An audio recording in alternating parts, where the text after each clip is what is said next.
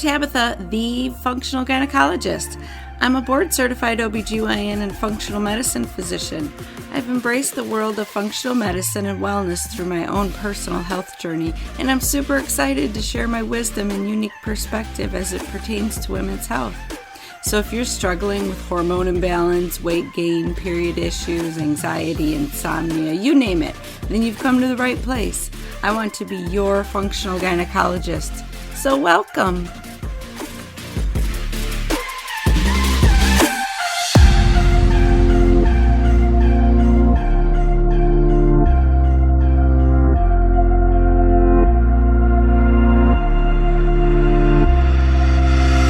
Hi ladies, welcome back. Oh my gosh, I'm so excited for this episode. I am interviewing Dr. Marisa Snyder. She is like just an amazing woman. She actually has an awesome podcast that was kind of the inspiration for me to do my podcast.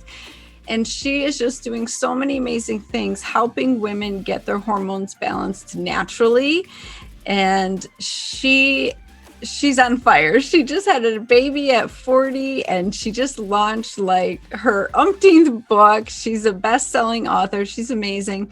But her book, The Essential Oils Menopause Solution, came out of her mom's experience of going through menopause. And she has created the most comprehensive, beautiful program for women to really just feel empowered and reclaim their health during this perimenopausal transition, which we're going to talk about because this time period can last up to a decade. Oh my goodness. Like you can start experiencing things in your late 30s, early 40s. And I see it all the time with my patients. You guys aren't realizing what's going on. Or maybe you're realizing and it's all being blamed on hormones. And I know that that's how I was trained as a gynecologist is, oh, you just must need more estrogen or it's just your hormones. And kind of we brush it off. And really, there's so much more to the picture. There are root causes that your gut and liver aren't functioning well. You're not doing your self-care and you're not nourishing your body and you are developing, insulin resistance or having no metabolic flexibility. So all of these things Dr. Marisa and I are going to talk about today because she just has so much insight into how you can take control of how you're feeling, especially during, 35 and above, because pretty much once you've gone through puberty and your early reproductive years, your body starts to be affected by your diet and your lifestyle and your environment in such a major way, like in a way that our great grandmothers never had to deal with because of our different society and the way that we live nowadays. But I want you to feel empowered in this episode because there's amazing things that you can do to take back control of how you feel. If you're, suffering from PMS and headaches and breast tenderness and crazy periods or insomnia, exhaustion, all these things, gut issues, definitely women are having major gut issues, IBS, constipation. They don't feel like they're digesting their food. They're getting the gallbladder pain, that right upper quadrant pain when you eat. All these things, like it's all impacted by your daily habits, what you're doing on the daily, on a consistent basis. And so Dr. Marisa is amazing at really inspiring you and getting you to try new things, change up what you're doing on the daily and see how quickly you can transform how you feel. So I love her new book, and she has a 21-day hormone makeover program in this book. This is what her mom did to reclaim her health and feel amazing and get over this perimenopausal hump. But it really is designed for most adult women. So I actually would love for you guys to all do the 21-day makeover. I think everybody would benefit from it, even if you're not having major symptoms, but you know that you could feel better. You know you can take it to the next level. Her program is just comprehensive and amazing, and it's going to get you there. So definitely check that out. The link is in my show notes, but I am super excited for this episode. So it's been a long time coming. I love Dr. Marisa. And so I hope you'll stay tuned and listen. And thank you so much for giving me your time. You're listening and you're hanging out with me. And I'm just so appreciative because I do this for you. Honestly, this is why I do this. And if you are enjoying it, I would love for you to leave me a 5-star review. Leave me, tell me what you want to hear more about. Tell me what touched you. What's that golden nugget you're going to take from this episode and start incorporating into your life? Because like I say, when you keep adding on to your new habits, old bad habits are going to fall away because your life is going to be filled with amazing new habits that you've created and you're consistently doing. So those changes will happen. You can be a whole new woman in the next year. It's amazing. So awesome. Let's get started with this episode. Well, welcome, Dr. Marisa, to the Functional Gynecologist podcast. I am so honored to be here. Thank you so much for having me. Oh my gosh, it's my honor. I can't wait to have this conversation. It's long overdue for women. Like we were just saying, like menopause is not talked about enough. No, nor is perimenopause, either of these phases. We focus so much on puberty, so critical that girls are set up for success and they know their bodies and they have that body literacy. So we do educate on that, although, we could do a better job most likely on that area as well.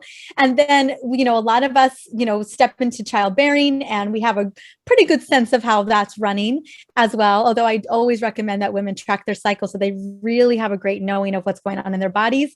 But then it kind of just like shove it under the rug, for perimenopause into menopause. And I think there's a lot of confusion, what goes on in these two beautiful phases, and what that means for us in our bodies and for us in our emotional and mental well-being. Yeah, exactly. I think it's so important that we define perimenopause. So let's explain to my listeners what perimenopause is, because I see it all day, every day. Women just think that you're supposed to have this normal, regular period and then stop and be done. And they get confused about this transition period called perimenopause. So what's going on during that time? Yeah, absolutely. Well, as you can imagine, kind of just like we ramped up in puberty to childbearing, it takes us about 9 years, 7 to 9 years of going through puberty for women are fully kind of in that mature state of like, okay, my body's fully ready to make these babies. And as you can imagine, it's a very energetic process. You think about the amount of mitochondria inside of our ovaries are more mitochondria than any other organ system in the body. It's like 15,000 because as you can imagine, making humans is a very, very energetic process. Yes. And so slowing down that entire, endocrine system, the reproductive system, it takes a moment and for good reason. It deserves that time of wind down. And over that time, your ovaries are kind of like, okay, I'm kind of getting to a point of retirement. We all, when we all have that decision, like we have a sense of when we're going to retire and we kind of start planning that. Well, your ovaries do the same. And that is perimenopause. And in perimenopause, I think of perimenopause as 4 phases. That first early phase, a lot of women, that's in our late 30s. I would say we'll start to feel some shifts. Maybe we, exercising in the evening, it just isn't serving us the way that it used to. That extra glass of wine at night isn't feeling so great the next day. Our stress response is just not feeling as easy to recover from. Like we're beginning to see shifts and changes. Maybe we're putting on a little bit of weight and we hadn't changed anything. Those are the types of things we may see. Your cycle may not have shifted yet. You may not see lesser days on the luteal side of your cycle, on the second phase of your cycle, but you're beginning to feel some hormone shifts nonetheless. I think this is a great time to start, if you haven't started tracking your cycle yet, to get a great app like Kandara or Flow, whatever app you love, and start looking and seeing what is going on in real time. Then around 42, 43, women are like, oh my goodness, what is this? That's kind of like the defining shift. I call this phase 2 of perimenopause. At this point, progesterone has been dropping. It's been gradually decreasing. And for many of us, that can happen a little bit earlier. I know for me, my progesterone levels had tanked by the time I was 35 years old. And that had a lot to do with my lifestyle that I was living. And I just had a brand new baby boy. We were talking about that. And I got pregnant when I was 40. But before I got pregnant, I had a miscarriage, like so many women do. And we were looking at what could have been the contributor. When I thought my progesterone levels were at a decent level, we had felt like when we looked at them again, that maybe it wasn't enough. And so I ended up supplementing with bioidentical progesterone to get pregnant. And then I maintained that dosage until my second trimester. And so we start to see that in women. Not every woman's trying to get pregnant in their late 30s and their 40s, but we do know that progesterone is necessary, and everyone case by case is different. I just wanted to give an example of how progesterone played a role in my life recently, because I had tanked it earlier in my 30s. But progesterone drops. The thing with progesterone is it is a stress support hormone. It helps to buffer our stress response system. And as it drops, we're going to find that maybe things that we could kind of brush off before, we're not able to brush off as easily anymore. We also have it increases our propensity for depression and feeling anxious. So just a heads up on when progesterone's dropping. It's that beautiful mood buffering hormone that we all just took for granted. And now she's slipping away into the night. And we just have to be mindful of that as we're moving into our 40s. Around this time as well, in our 43, 44, we start to feel the estrogen swings up and down the roller coaster ride. Some days estrogen is going to be as high as when it was when you were pregnant. Other days it's going to be right down, dropped to the bottom of the bottom, like you would be in menopause. It's going to keep doing this. And it has a lot of that conversation between the ovaries and the limbic system and the hypothalamus and the pituitary gland. Follicular stimulating hormone and luteinizing hormone are shooting messages to the ovaries. And sometimes the ovaries are like, I don't care. I don't really want to do anything about that. So some months you may not even ovulate. Other months you may ovulate twice. You may have 2 eggs, so it gets really crazy. And one of the things that's super critical to know as well, and this is one of the big issues that I find that women are struggling with, is their metabolic resilience begins to drop. Insulin sensitivity begins to decrease. And that's because estrogen is an insulin sensitive hormone. As we start to lose estrogen, we start to lose some of that metabolic resilience. Now, the beautiful thing is the reason why I'm sharing this is that there's a lot that we can do about it, but it's important that we know about it so it doesn't sideswipe us. If we can step into these phases like, oh, as I start to reduce my reproductive hormones, and designed to do so, our bodies are meant to do that, I can pivot the way that my body's pivoting. I can make changes the way my body's making changes. So then we get into phase 3 of perimenopause. I call this the eye of the storm. This is where everything's hitting the fan, potentially migraines, estrogen dominance, heavy bleeding, fibrocystic breast, painful periods, severe PMS symptoms, bloating, maybe depression, anxiety, mood swings, all of that. It's just a cluster of things happening, night sweats, hot flashes. I could just go on. And depending on how we set our bodies up for success moving into our late 40s, some women may just experience, oh, my period is shorter. My cycle's shorter. That would be happening into your early to mid 40s. And it could happen into your late 40s as well, depending on what's going on with your body and your reproductive capacity. But some women will just notice that their cycle got shorter. And then other women, they have the slew of all of the symptoms that I mentioned just a second ago. And then as we step into our late 40s into maybe even our early 50s, 51 is the average age for menopause, that defining moment where you don't have a period for 12 months. But I call it the menopause waiting room, is stage 4. And that is where you're just waiting to see if you don't have a period for 12 months, and you could not have one for 3 months and then it comes right back. And you could not have one for 5 months and it comes right back. And so you're in this perpetual waiting room as you are nourishing and loving up on your bodies to get to that defining moment of menopause. And then depending on how you love to define it, that could be menopause right there, and the rest is postmenopause. Or to me, I think the redundant terms, all of it's just menopause moving forward. Yeah. Yeah. Oh my gosh. I love how you break it down into 4 different stages, because I think that is so helpful for women to understand. Like, it's a journey. This is not a light switch that's getting turned off, right? Like, it's a moment. It's potentially 15 years of our life.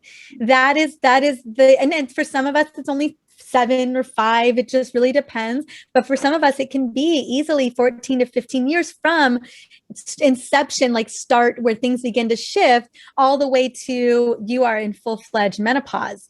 And we think about those particular years. Those are the years that you're raising your children.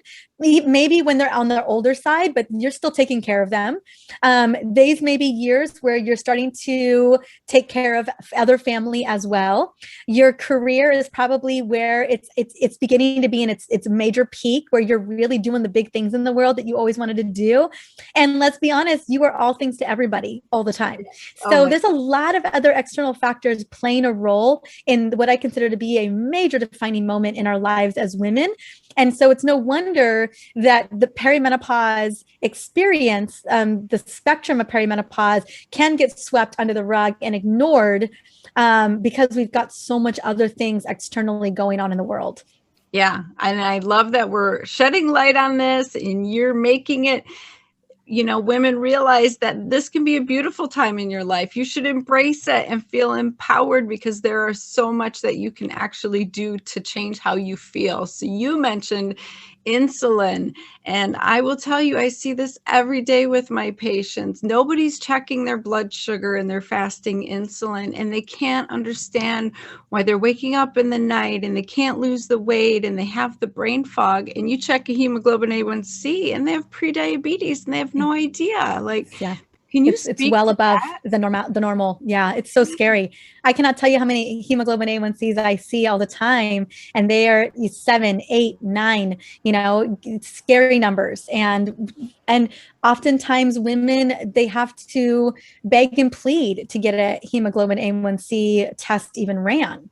Yes, exactly. I think conventional medicine is not on board until you have like the diagnosis of diabetes. And there's just so much you can do before that to get you off that path onto another path, right? So insulin is super important. It's not just your sex hormones. I would love for you to talk about energy, because I know that you have so many beautiful self rituals that you talk about, and just ways to like help women boost their energy during this time. Mm-hmm. Energy, besides the weight, the stubborn weight gain, the weight resistance, energy is the number 2 biggest concern. Number 3 is sleep. No surprise. I just tie that right into energy as well, right? Yeah. And energy, I believe, is a phenomenal indicator of your overall health. Like it is showing you what is going on the inside. And so if you are exhausted on the outside, best believe your body is exhausted on the inside. And all of that is being driven by mitochondrial function. I know I got to bring it up earlier with the ovaries, but your mitochondria are, I used to call them the divas of the cells. I call them like the moms of the cells. Like they are involved in so much, and they're taking on so much all the time. And so over time, like moms later, they can get super worn out. They can get super burned out. And when that happens, our mitochondria unlike mamas, they get to hibernate. We don't ever get to hibernate. Right? Oh my God. But they do, and they will turn off. They will receive kind of a stranger danger message that says things are not safe. And so your mitochondria will actually start to kind of turn off or hibernate and not make ATP, not make energy for you. And so my intention is like, what can we do to increase your energy capacity, to increase your mitochondrial function?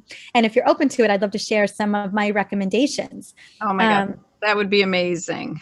Absolutely. Yay. Well, absolutely. Well, the first step, I think one of the most important pieces is going to be circadian rhythms. Is, just like we run on a cycle every 28 days, women are so cyclical in many, many ways. We also run on a cycle 24/7, and that is the circadian rhythm cycle. And what really sets us up for success is having a beautiful evening routine where we black out curtains, we turn off the electronics and the blue light a couple hours before bed. We don't have anything to eat 3 hours prior to going to sleep. And we have some nourishing rituals that really get our brain and our body ready for rest.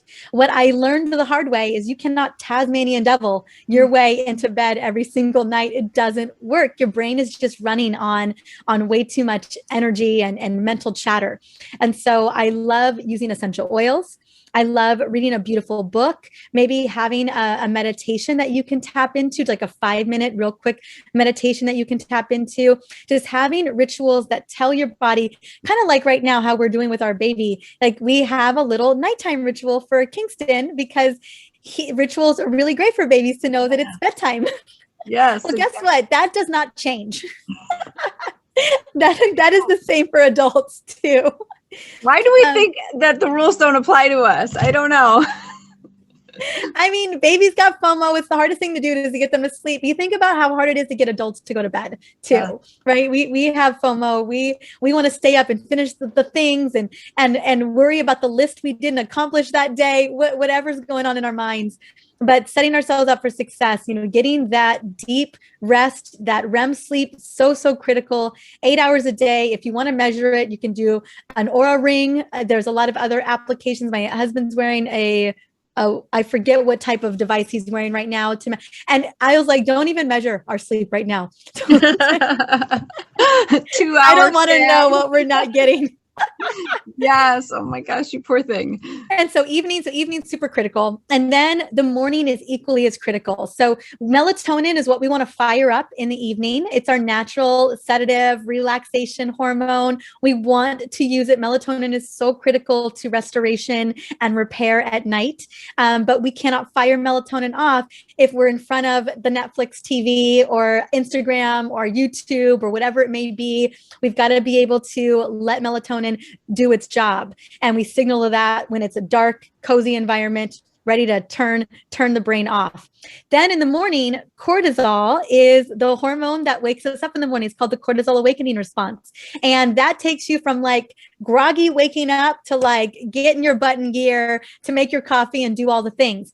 Now, if we want to really leverage the cortisol awakening response and set our mitochondria and our circadian rhythms up for success, in the first 15 to 20 minutes of you waking up, you go outside. It could be your deck. It could be your front yard. It could be your backyard. It could be the street. I don't care. Get in where you fit in and make sure that you are out there for about 5 minutes minimum, taking deep belly breaths to really increase that vagal tone so that we are managing stress even better throughout the day.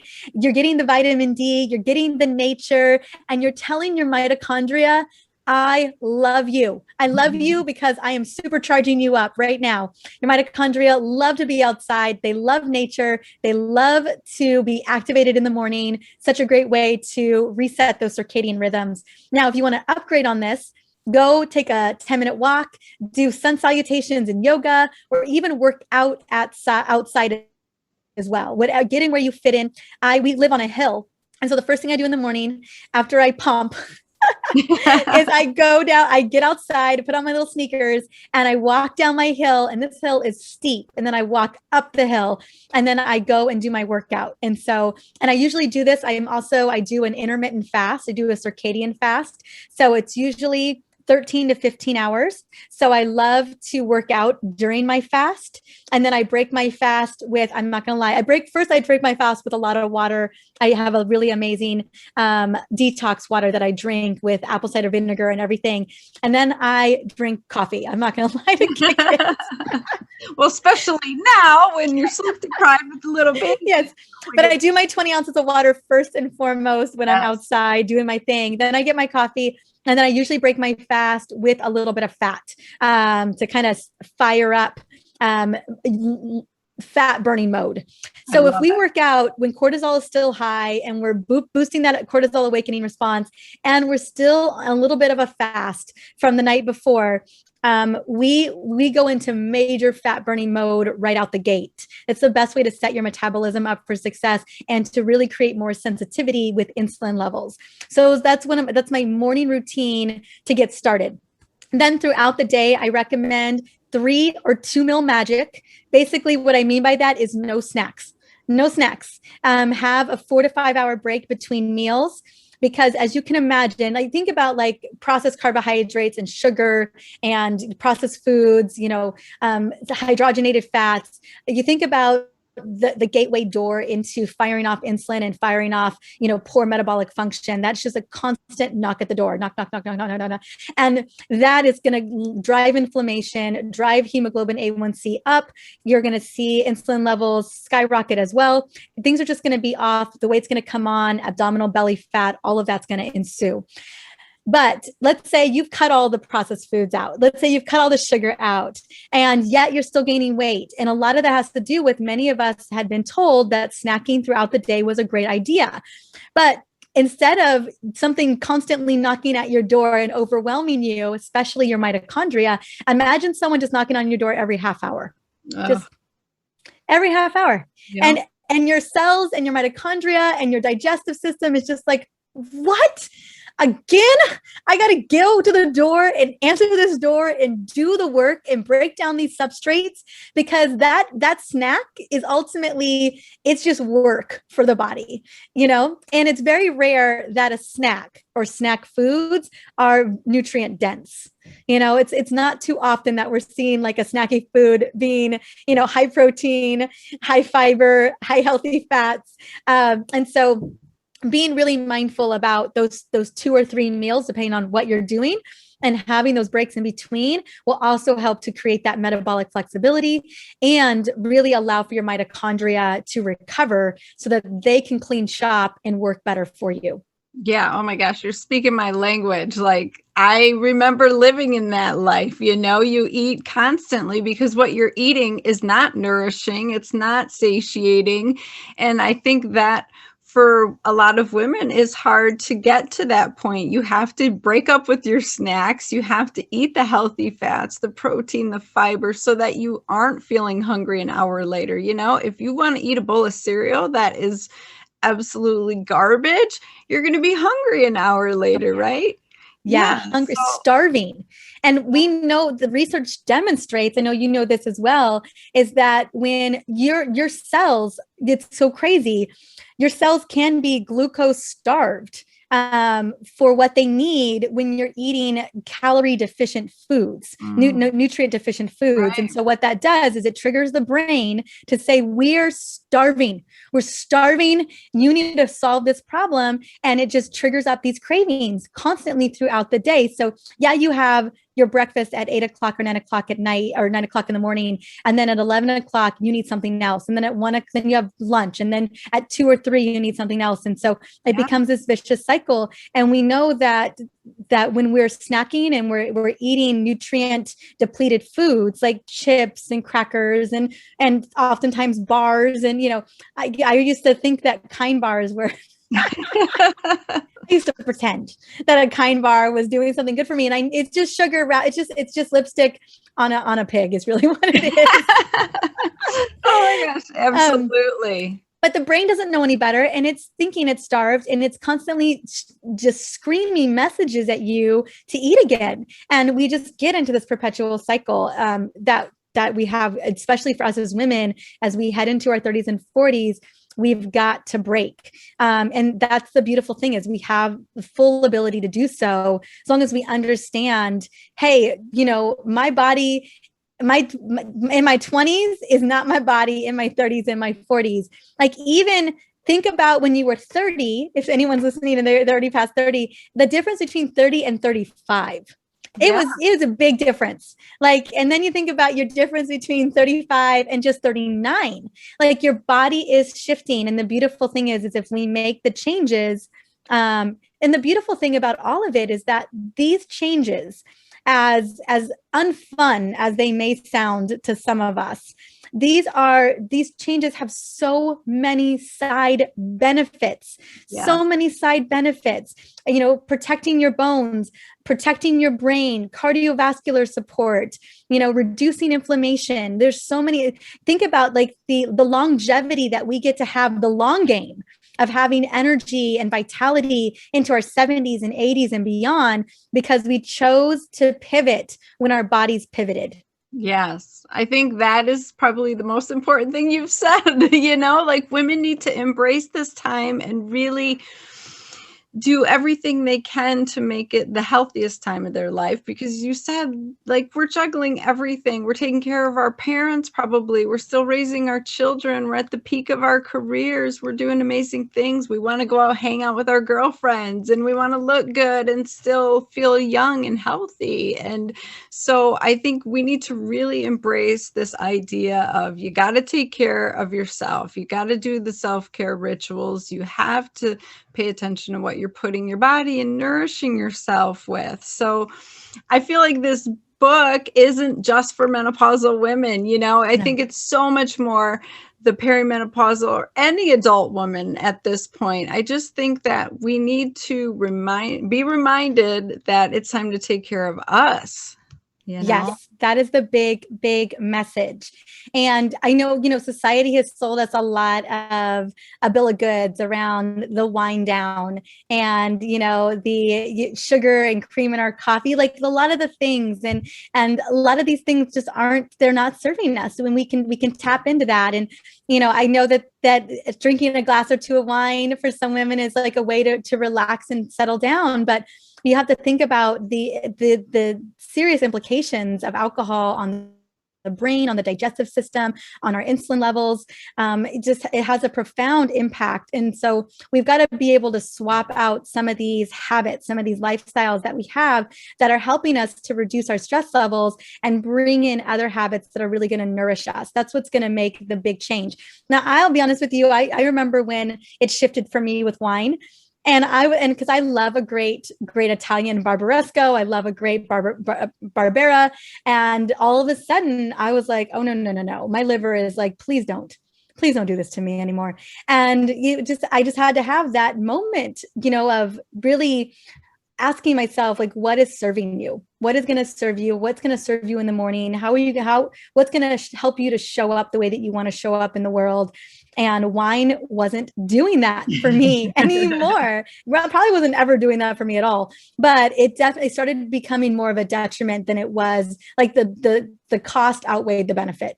So I think for a lot of us, Oh, I was just going to say, the biggest thing I see is women waking up multiple times in the night when they're drinking wine in the evening. Is that what you were experiencing? Oh, yeah. I mean, your liver, hot flashes, night sweats, night sweats for me, for sure. I hadn't gotten to a place of hot flashes, but yeah, my liver just taking a major beating and waking up in the next day and just feeling a little foggy, a little fuzzy. And, once you get to a place where you wake up in the morning and you feel amazing, you feel refreshed, you feel ready to get into your day, you feel ready to really step up and serve your people. You've got a great mood, you've got a great outlook. Life is happening for you, not to you. You don't want to go back away from that. Right. Once you experience that, and what you realize is that it's the daily thoughts and habits that are driving so much of our behavior every single day. We're one thought away from cinnamon in our coffee or sugar in our coffee. We're one thought away from that candy bar snack or using an essential oil to boost our mood. We're one thought away from, one glass of wine to half the bottle. And so we're really kind of in a lot of ways negotiating with ourselves with those thoughts. And I think the more that we can get into the thought pattern of how is this going to nourish me? Is this going to help me show up the way that I want to show up? Is this going to help me feel great tomorrow? Is my mitochondria going to love me for this? I think when we start to ask ourselves those questions and get really clear about what's really going to love up on me, like my body, my emotional well-being, my mental capacity, and we start to make decisions from that standpoint, our habits, our life begins to look very different than what it may have been looking like heading into our 30s and 40s. Yeah, that mindfulness is key. And I think we saw it during COVID when everybody was like on this permanent vacation. So every night was like, okay, I guess I'll have wine. And, I just had so many patients who got into that rut of they would wake up feeling terrible because they didn't sleep. And they, like you said, they're feeling groggy in the morning and they feel like, okay, I guess I'll just drink some more to get rid of that feeling. And it's a slippery slope, and you really do have to like be mindful and make the decision. Like, I'm going to do something different. I'm going to love on my body and choose something different for myself. I think that's such an important point. Oh my goodness. Well, and we get to crowd out the things that are not serving us. We can bring in the good first. We can start with a really simple morning routine. We could start with drinking water before coffee, like a big glass of water with some lemon and cucumber to support the liver and support the gut, like a little detox water, a gut loving water, call it whatever you love. And then, instead of putting cream and sugar in your coffee, maybe it is just cinnamon. Maybe it's just a little swap like that. And then, in the morning, instead of having a sugary breakfast like cereal or a bar, maybe it's a green smoothie with protein and avocado, or maybe it is a Greek yogurt without sugar in it with berries and whatever, like something really like, and some almonds, or maybe it's an omelet, like what it could be, like making sure that we're getting that protein out the gate. Maybe that's how we start, those simple little wins that we can start just having that little morning routine that boosts our metabolism, and we start to feel a little bit better. We start to wake up feeling a little bit more refreshed. We went outside right when we woke up and we feel that energy charge. Like, we start to experience these wins, and very quickly we want more of that. And so that's how I always love to start women out, is like, what ways in which that we can create some simple wins for you that are easy, cost effective, or inexpensive, or free, that is going to move the needle from a 5 to a 7, or from a 7 to a 9. And then you get a taste of that feel good energy life, good energy body. And you're like, okay, what else can I do? What other things can I make changes out of and swaps out of? And for me, I'd love to say that I went from hot mess, chronic fatigue, autoimmune issues to superstar overnight, but I didn't. And it does take us time to get to that place, but there's no better time than today that I know of. And I think the more that we can begin to implement those little changes and those little shifts, and we feel that difference, we just want more of that. And I can't imagine, my sleep is the one thing that's compromised right now because of our baby, but otherwise everything else is dialed, because it's been ingrained in me for so long. Yeah, I think that's key. And when you start getting those wins, you can actually start having changes in your physical symptoms. Those heavy periods can go away, that PMS, those horrible headaches. I just think if women really embraced this idea that they had control over how they felt, and it doesn't take that long. I love your 21-day hormone makeover program, because 21 days, that is doable for everybody. Like, get on board and see. Maybe you don't need to go to the gynecologist and get that pill or that surgery. That's my major thing. Like, look at the alternatives, see what else you can do on your own, embrace the idea of shifting your lifestyle and your diet and your choices, and just get mindful. And you never know, you could really just reclaim your health that way, right? Absolutely. Well, I think my mama is such a great example. And before I share an example of my mama, I had someone reach out to me in my DMs. She's been on the 21-day program. She did it for longer. And the last time she had her hemoglobin A1C was a couple months ago, because every 3 months she's been watching it, and it was 9.2. Very scary height. And so she was like, well, I'm going to do, because I talk so much about insulin, I talk so much about metabolic function. This program is designed to get your insulin levels back in line. And so she did the program, I think, for 60 days, and had her hemoglobin A1C read again, and it was down to 5.1. That's and so awesome. Yeah, she was like, I cannot tell you how excited I am. Oh my goodness. And I was like, yeah, that's the goal. At least one big part of the goal of that program was to level up on your liver and your gut, help support the stress support system, lower your stress response mode, but also stabilize insulin levels and help support and help reduce inflammation. That was the point of that 21 day. Now, I always recommend if you're feeling great in 21 days, you know what, maybe do it for the month, maybe do it for 6 weeks. Like if you're feeling good, and because the goal for that program in my newest book was that I wanted it to feel so sustainable. And I wanted you to come out of it feeling so good that you were like, okay, how much of this can I adapt into my real life every single day? Because I basically live this 21-day program every single day, because I track, I don't have my CGM on right now, but I have worn a CGM for different times. And when I'm on my 21-day makeover program, I have a metabolic score of 88 to 95% every single day. And when I fall off of that program to some degree, because I don't have a lot of metabolic flexibility, in general, I just don't personally. I have a lot of diabetes in my family. And when we look at my genetics, it shows that I have a slightly greater propensity for diabetes in general. And so if I'm not really clean and really good about locking in how I eat and how I love up on my body, I can get to a score of 65% metabolic score. And so I can slip off that beautiful optimal range so easily. And I don't think a lot of women realize until we see it in real time when we're measuring this, how easy it is for us to just slip out of our optimal range. I was blown away by how quickly it could go off the rails for me in just with one simple thought, one simple change in what I ate. I could derail myself for the rest of the day. And that's how sensitive our endocrine system is to our external environment. I think a lot of women don't realize that. Right. We do have a lot of resilience, but as we get older, our hormones are so sensitive to our external environment that it's no wonder we are struggling with so many chronic conditions. It's no wonder we're dealing with a high level of prediabetes and obesity, and 88% of us have a metabolic level of dysfunction as adults, and so that's an alarming stat that is so true for us as women, especially as we head into menopause and beyond, or perimenopause and beyond.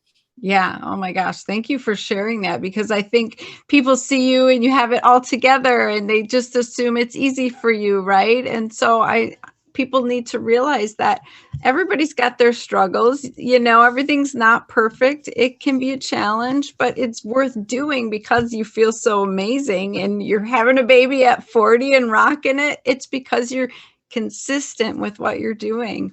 And you mentioned your mom's story. Yes. I just love this. This was why you wrote your book, and yes. She did your program. Oh my gosh, is she still all about it? Oh yeah. Oh my God. My mama is my number one fan. Someone will be your number one fan if you've made some major changes in their life and their body. Yes. And so my mom, for years, she was a single mom to two girls, my sister and I, and she had been running on fumes. I kind of knew, and she didn't know, but she had taught me to do the same, and, you watch what your mama does. My mama was hustling. She was extremely efficient. She was very productive. And so for many years, my worth was predicated on my productivity. I think for a lot of us as women in particular, that is the case. And so I watched my mom burn herself into the ground many, many times. And it's so amazing. Like I said, our resilience, I knew that under the hood, things were really falling apart, but man, she made it look like she was keeping it together. But when she finally got into phase 3 and phase 4 of perimenopause, all those symptoms that I mentioned, she had them all. And she was in the eye of the storm. And it had been all those years of letting lifestyle go that it finally, the piper came to pay. You can only borrow from yourself for so long. And so, she didn't want to tell me. I think she had a lot of shame around it. And so she went to a different practitioner, and they wouldn't even test her hormones. They just put her on a synthetic estrogen patch. She was already estrogen dominant. And and they didn't, we didn't look, no one looked. I knew she was estrogen dominant, but I didn't even know she was on the patch. So she ultimately, progesterone had tanked a long time ago as well. And so being on this estrogen patch just made her more estrogen dominant. So she had severe bloating, weight gain, migraines, breasts were hurting all the time, heavy bleeding, just a hot mess of a situation. But the big thing was she fell into this really dark depression.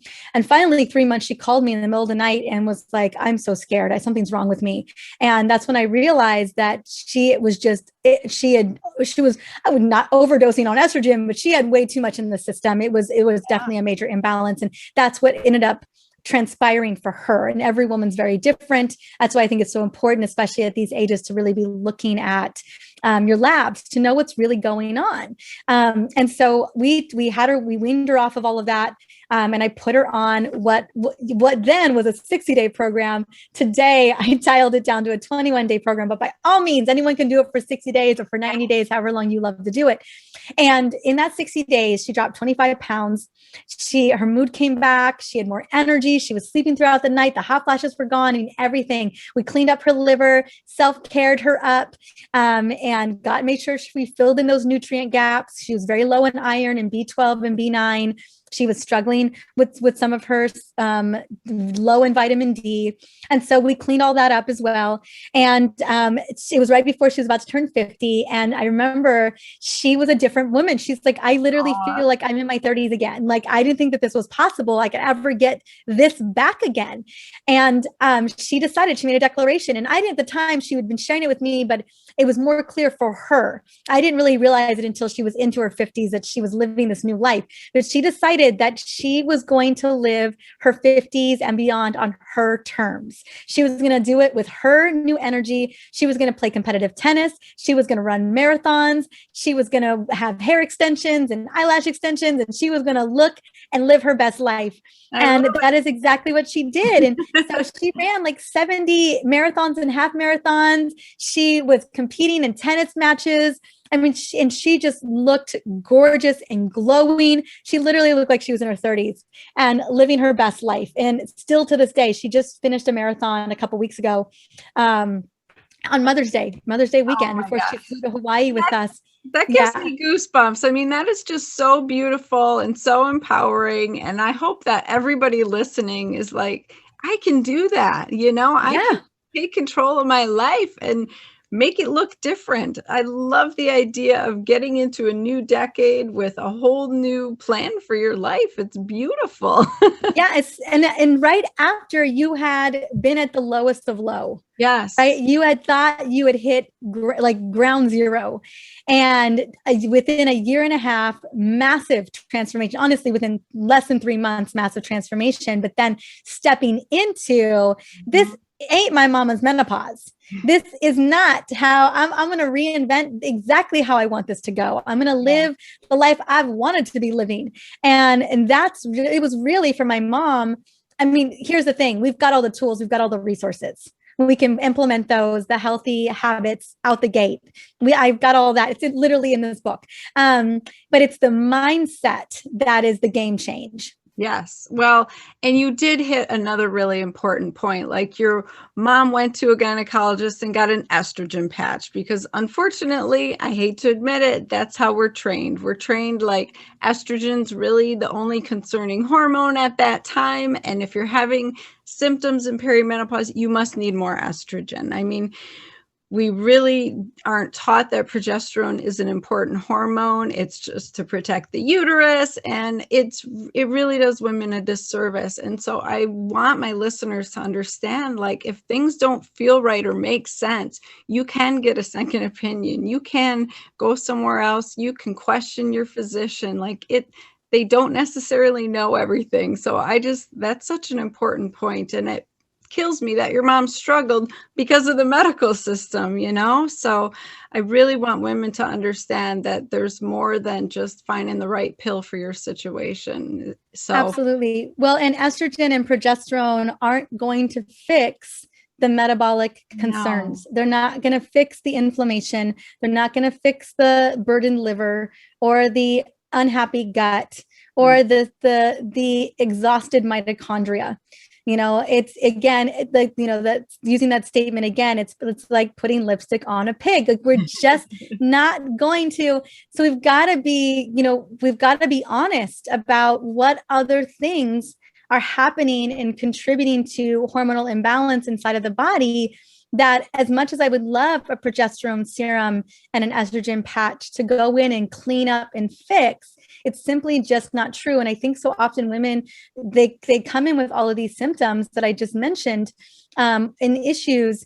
And when they're just given those as a solution and told that it's going to fix it all, and maybe a week or two, they feel okay, but then they're like, wait, I'm right back where I started. Because there were root causes that were driving these symptoms that estrogen and progesterone were never intended to solve. Exactly. It's a temporary Band-Aid. It'll give you a quick win, but you're going to be right back where you started in a couple months if you aren't shifting your life. So good. Oh my gosh, Dr. Marisa. So tell my listeners where they can get your book and your awesome gift that's included, like so much good stuff. Well, I have the book in front of me. I don't know if we're doing video, but this is it right here with all of its Tiffany blue beautifulness. The book is on everywhere books are sold: Amazon, Barnes & Noble, Target, all the places, and bookstores if you're going into bookstores as well. And then I have an amazing book bonus because I wrote way too much for this book, as you can imagine. And so chapters got cut, including chapters on breast health, bone health, heart health, weight resistance, and just understanding menopause myths. So major chapters, literally another 100 pages or more of the book is in the bonuses. That's awesome. Okay. Along with a shopping guide to the program and so many other amazing actionable cheat sheets that you can begin to implement immediately. And that's www.eomenopausebook or eomenopausesolution.com. Either of them will take you there. My website will take you there as well, drmarisa.com. Awesome. I'll have all those links in my show notes because every woman needs this book. I think it's the guide for all women, really, to just reclaim their life and their vitality, their energy, and their happiness, right? I love it. Well, that was my intention for sure, was to really serve women at every capacity I could, given what I've been hearing for so many years. Yeah. Well, thank you so much for all the work you're doing. You're amazing. You're such an inspiration. And I loved having you on. Thank you so much. Thank you for having me. All right. I hope you loved that episode as much as I did. I could listen to Dr. Marisa all day. Actually, I used to listen to her podcast all the time. So I do listen to her all day.